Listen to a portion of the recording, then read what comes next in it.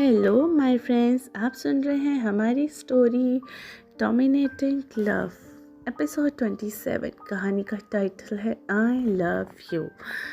तो अभी तक कहानी आई थिंक आपने सुनी होगी, तो आपको काफ़ी पसंद आई होगी। तो चलिए इस कहानी के अगले भाग को भी जल्दी से शुरू करते हैं।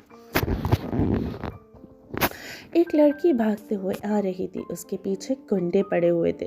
उस लड़की ने देखा तो एक लड़का बाइक पर बैठा हुआ और अपना फ़ोन स्क्रॉल कर रहा था। तभी वो लड़की बिना सोचे समझे सीधा उसके पीछे बाइक पर बैठ गई। अचानक अपनी बाइक पर किसी के अचानक से बैठने पर उस लड़के को गुस्सा आ गया। वो कुछ बोलता कि वो लड़की बोल पड़ी, अबे गधे, बाइक चलाना दिख नहीं रहा है, पीछे गुंडे पड़े हैं। उस लड़की ने गुस्से में बोला। उसके इस तरह बोलने पर उस लड़के के मुट्ठी कस ली। उस लड़के ने जैसे ही पीछे पलटकर उस लड़की को देखा तो उसकी नज़रें उस पर जैसे ठहर सी गई। तभी अचानक कुछ याद आते ही उसे थोड़े गुस्से में कहा, मुझसे तमीज से बात करो लड़की। एक तो मेरी बाइक पर बैठी हो, ऊपर से मुझे ही सुना रही हो। वो लड़की उसको इतने गुस्से में देखकर डर गई। फिर कुछ सोचकर उसके चेहरे पर एक मुस्कुराहट आ गई। उसने प्यार से उस लड़के से कहा, प्लीज़ बेबी, मुझे मेरे घर छोड़ दो। वो लड़का उसे घूरने लगा। उसने गुस्से से कहा, तुम्हारी हिम्मत कैसे हुई मुझे बेबी बोलने की? मैं तुम्हें बेबी लगता हूँ क्या? तभी उस लड़की को तभी उस लड़की की नज़र एक जगह ठहर गई। उसने देखा गुंडे अब नज़दीक आ चुके थे। लड़के ने देखा तो शैतानी तरीके से मुस्कुराते हुए कहा, अभी के अभी मुझसे माफ़ी मांगो, तभी ये बाइक स्टार्ट होगी, वरना भूल जाओ कि तुम्हें मैं घर छोड़ने वाला हूँ। उस लड़की ने सुना तो चिढ़ते हुए बोली, कितना अजीब इंसान है, एक लड़की इसके सामने मदद मांग रही है और ये अपना एटीट्यूड दिखा रहा है। उस लड़के ने उसे कुछ अजीब तरीके से सोचते हुए देखा और उसके सामने हाथ हिलाते हुए बोला, कहाँ खो गई हो? अगर तुम्हें सॉरी नहीं बोलना तो मत बोलो, लेकिन फिर भूल जाना कि मैं तुम्हारी कोई मदद करूँगा। उसने अपने दांत पीसते हुए तुरंत सॉरी बोल दिया। उस लड़के ने उस लड़की की आंखों में देखते हुए कहा, अब कभी मुझे परेशान किया ना तो आज का दिन याद कर लेना। फिर उस लड़के ने बाइक स्टार्ट कर दी कि तभी अचानक एक गुंडे ने जैसे ही उसे लपक कर पकड़ने ही वाला था कि उस लड़के ने तुरंत एक लात मारकर गुंडे को गिरा दिया और बाइक स्टार्ट कर दी। उस गुंडे ने चिल्लाते हुए कहा, रुक, उस लड़की को हमारे हवाले कर दे। उस लड़की ने पीछे पलटकर उस गुंडे को देखा और अपनी जीभ निकालकर उन सबको चिढ़ाते हुए बोली, टकलगंजी, हिम्मत कैसे हुई तुझे मुझे पकड़ने की? अब हिम्मत है तो अब मुझे पकड़ के दिखा। वो गुंडा जल्दी से उठकर उसके पीछे भागने लगा। तब तक वो तब तक कि वो लोग ओझल हो चुके थे।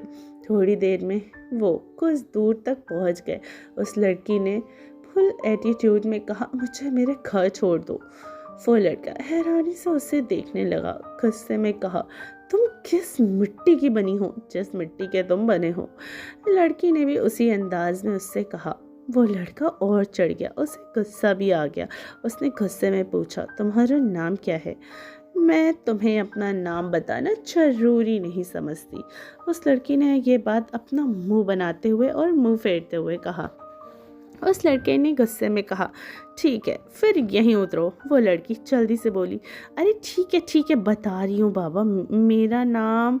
दूसरी तरफ वो गुंडा गुस्से में बौखलाया हुआ था। उसने गुस्से में कहा, साला वो लड़का उस रुद्राक्ष राठौर की बहन की को उठा लेकर चला गया। हे भगवान बॉस, पता नहीं अब हमारा क्या करेंगे। दूसरी तरफ एक अंधेरे कमरे में एक आदमी बैठा हुआ था। उसकी आंखें गुस्से से जल रही थी। उसके सामने खड़े हुए गुंडे ने कहा, बॉस, अब हम रुद्राक्ष राठौर से बदला कैसे लेंगे? उसकी बहन तो भाग गई। तभी उस आदमी ने उस गुंडे पर गोली चला दिया और पूरे फर्श में खून पानी की तरह बहने लगा। उसने गुस्से में बाकी सबसे कहा, उस रुद्राक्ष की पत्नी को उठा लो, मैं भी तो देखूं कैसे वो उसे मुझसे बचाता है। जैसे एक राजा की जान उसके तोते में होती है ना, वैसे उस रुद्राक्ष की जान उसकी पत्नी में है। मैं तो उससे अपना बदला लेकर ही रहूँगा। दूसरी तरफ उस लड़की ने कहा, मेरा नाम मयूरी राठौर है। उस लड़के ने जैसे ही सुना, एक पल के लिए तो बिल्कुल वह चौंक गया। उसने अपनी आंखें छोटी करते हुए पूछा, क्या तुम्हारे भाई का नाम रुद्राक्ष राठौर है? मयूरी ने हाँ में सर हिला दिया। उस लड़के ने पूछा, तुम्हारे पीछे फिर गुंडे क्यों पड़े हुए थे? तो मयूरी ने कहा, वो हमारे बहुत बड़े बिजनेस राइवल हैं, तो उसी में से किसी के गुंडे होंगे।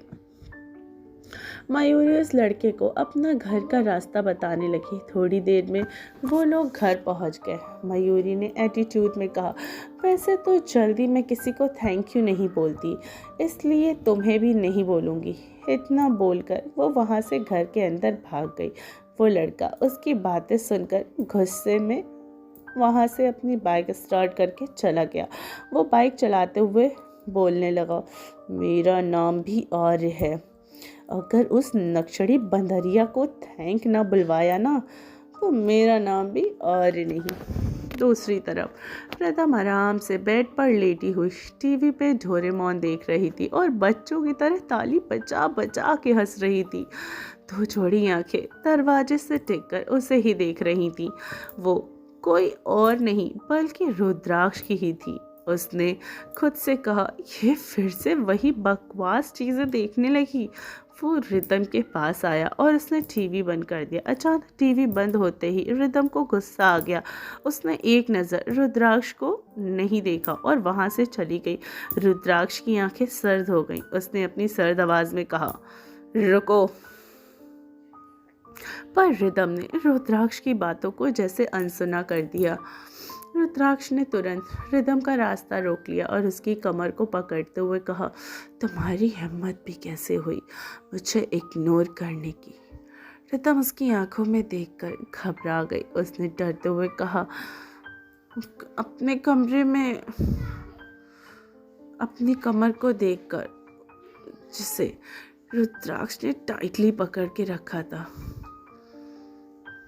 उसने डरते हुए अपनी कमर को देखा जिसे रुद्राक्ष ने काफ़ी टाइटली पकड़ रखा था। रुद्राक्ष ने रिदम के गालों को कस के पकड़ते हुए कहा, आइंदा से मुझे इग्नोर करने का सोचना भी मत। रिदम ने दर्द से कराहते हुए कहा, रुद्राक्ष दर्द हो रहा है। रुद्राक्ष ने इसकी बात सुन झटके से उसे छोड़ दिया। रिदम के गालों पर रुद्राक्ष ने उंगलियों से निशान छप चुके थे। रुद्राक्ष ने उसके गालों को देखा और ड्रॉर से निकालकर उसके गालों पर क्रीम लगाने लगा। रितम ने रोते हुए कहा, आप बहुत बुरे हैं, हमेशा मुझे दर्द देते हो। देखना एक दिन जब मैं आपके पास नहीं होंगी तब आपको पता चलेगा। रुद्राक्ष ने रितम के बालों को पीछे से पकड़ के खींचते हुए कहा, मुझसे दूर जाना इतना आसान नहीं है। तुम्हारी मौत को भी तुम तक आने से पहले मुझसे परमिशन लेनी होगी। रिदम उसकी बातें सुनकर जोर जोर से रोने लगी। अब क्या आप मुझे चैन से मरने भी नहीं दोगे? रुद्राक्ष के चेहरे पर तिरछी मुस्कुराहट आ गई। उसने रिदम के गालों को अपने गालों से रब करते हुए कहा, इतनी आसानी से तुम्हारा पीछा मुझसे नहीं छूटने वाला, इसलिए अब यहाँ से भागने के ख्याल को निकाल दो। ये बोलकर रुद्राक्ष वहाँ से अपने स्टडी रूम में चला गया। अपना लैपटॉप खोलकर बैठ गया। तभी रुद्राक्ष के फ़ोन में एक रिंग होने लगी। उसने कॉल रिसीव किया। दूसरी तरफ से कुछ लोग बोल रहे थे, जिससे सुनकर रुद्राक्ष की आंखें लाल हो गई। उसने अपनी कोल्ड वॉइस में पूछा, कौन थे वो लोग? तब उस आदमी ने हकलाते हुए कहा, पता नहीं, बॉस पर काफ़ी शातिर है। अब उसके बारे में पता कैसे चलेगा?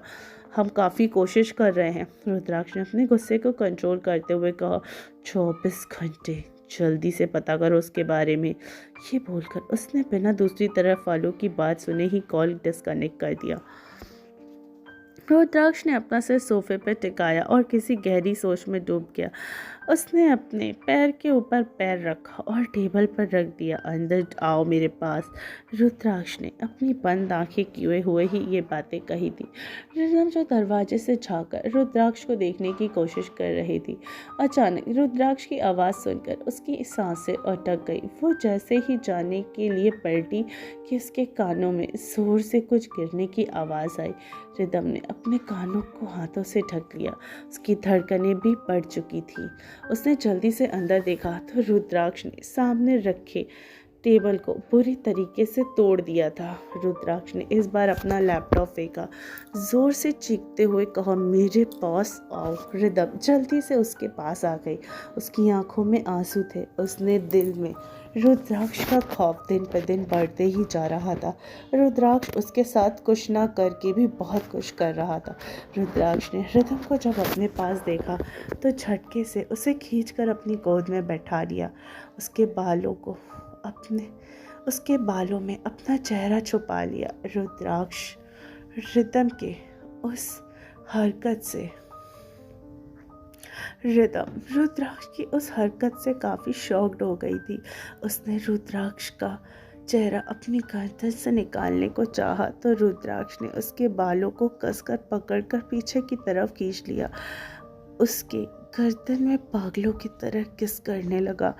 रिदम की सांसें भारी होने लगी। तभी उसके कानों में किसी के होठों की छुअन का एहसास हुआ। रिदम कुछ बोलती कि रुद्राक्ष ने धीरे से उसके कानों में कहा, मत जाया करो मुझसे दूर। तुम्हारा दूर जाना मुझे बर्दाश्त नहीं हो पाता। मैं पागल हो जाता हूँ। अपने पागलपन में मैं तुम्हें भी दर्द दे देता हूँ। रिदम रुद्राक्ष की बातें सुनकर हैरान हो गई। रिदम को समझ नहीं आया कि वो उसकी बातों का क्या जवाब दे। उसे उसकी बातों में कहीं ना कहीं गुस्सा भी नज़र आ रहा था और काफ़ी प्यार भी। रुद्राक्ष ने रिदम को अपनी गोद में उठाया और अपने बेडरूम में ले गया। रिदम हैरानी से रुद्राक्ष को ही देख रही थी, पर वो इसलिए इसके बारे में कुछ नहीं कह सकती थी और दूर जाने की कोशिश भी नहीं कर रही थी। रुद्राक्ष ने रिदम को बेड पर लेटाया और खुद उसके ऊपर आकर उसके सीने पर अपना सिर रख दिया। रिदम को रुद्राक्ष के करीब आने से थोड़ा अनकंफर्टेबल फील हो रहा था, पर अब वह रुद्राक्ष को गुस्सा नहीं दिलाना चाहती थी, इसलिए अब उसके पास रुद्राक्ष से लड़ने की ताकत भी नहीं बची थी।